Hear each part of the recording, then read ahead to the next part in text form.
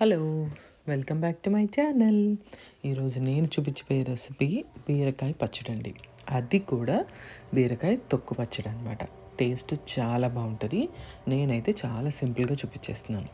Peel చేసేసుకుంటాం కదా బీరకాయ తొక్కు, దాన్ని బాగా వాష్ చేసేసుకొని స్టవ్ ఆన్ చేసుకొని ప్యాన్లో వేసేసుకుంటాం. నేనైతే ఈ పచ్చడికి పచ్చిమిరపకాయలు వాడుతున్నానండి. నాకైతే ఒక 10 నుంచి 12 పచ్చిమిరపకాయలు, దాంతోపాటు ఒక చిన్న టొమాటో, పెద్దది వేసుకోవద్దు. వాటితో పాటే కొత్తిమీర, నేనైతే కాడలు యూజ్ చేస్తానండి. ఎవరికైనా లావు కాడలు ఉన్నాయి, ఇవి వేస్ట్ అయిపోతాయి అని అనుకునే వాళ్ళు వాటిని పచ్చడికి వాడుకోవచ్చు. నేనైతే ఎప్పుడు అలానే చేస్తాను. అవన్నీ వేసేసుకున్న తర్వాత చిన్న చింతపండు, దాంతోపాటు 1 లేదా 2 వెల్లుల్లిపాయ రెబ్బలు, అలాగే కరివేపాకు, 1 స్పూన్ జీలకర్ర, ఇవన్నీ వేసేసుకుంటాం. వేసేసుకున్న తర్వాత దీనికి ఆయిల్ అనేది ఇక్కడ ఆప్షనల్ అండి. నేనైతే వేసాను. ఆయిల్ కూడా మంచిగా వేసేసుకొని ఒక మూత ఏదన్నా పెట్టుకొని దీన్ని మంచిగా మగ్గించుకుంటాం. ఇది మగ్గడానికి ఒక 10-15 నిమిషాలు పడుతుంది.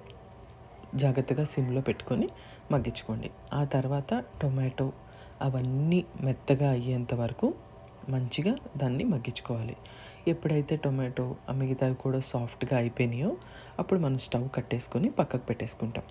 ఆ టొమాటోకి స్కిన్ అనేది కూడా పీల్ అయిపోతుందండి. మీకు నచ్చని వాళ్ళు ఉంటే నేనైతే తీసేస్తాను, తీసి పక్కన పెట్టేసుకోండి. ఈరోజు ఈ పచ్చడిని నేను మిక్సీలోనే రుబ్బుతున్నాను. ఫస్ట్ దీనికి మంచిగా చల్లారిపోయింది అని అనుకున్న తర్వాత మనం ఇదంతా మిక్సీలోకి వేసేసుకుంటాం. అంతా మిక్సీలోకి వేసేసుకున్న తర్వాత దీనికి సరిపడినంత ఉప్పు వేసేసుకొని ఒక చిటికెడు మాత్రమే షుగర్ పడుతుందండి, అంతకుమించి పట్టదు. గుర్తుపెట్టుకోండి, ఎవరైనా రుబ్బుకుంటుంటే రోట్లో చాలా టేస్ట్ బాగుంటుంది. నేను కాదంటలేదు, కానీ నేనైతే ఈరోజు మిక్సీలో వేస్తున్నాను. మిక్సీలో వేసే వాళ్ళకి పల్స్ మోడ్లో ఒక 2 ఆర్ 4 సార్లు అంతే వేసేసుకుంటే మనకి బరకగా రోట్లో రుబ్బుకున్నట్టే వస్తుంది. ఇలా కూడా టేస్ట్ చాలా బాగుంటుంది.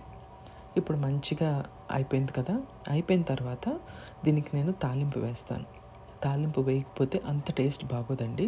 మంచిగా మనం మళ్ళీ ప్యాన్ పెట్టుకొని ఆయిల్ వేసుకొని శనగపప్పు, మినపప్పు, జీలకర్ర, ఆవాలు, ఎండుమిరపకాయలు, రెగ్యులర్ స్టఫే, ఇవన్నీ వేసేసుకొని మంచిగా దాన్ని బాగా ఫ్రై అవ్వనివ్వండి.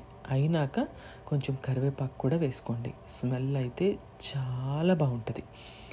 మంచిగా ఇది మనకి సర్వింగ్ బౌల్లోకి తీసేసుకొని ఈలోపు మన తాలింపు కూడా మంచిగా వేగిపోతుంది.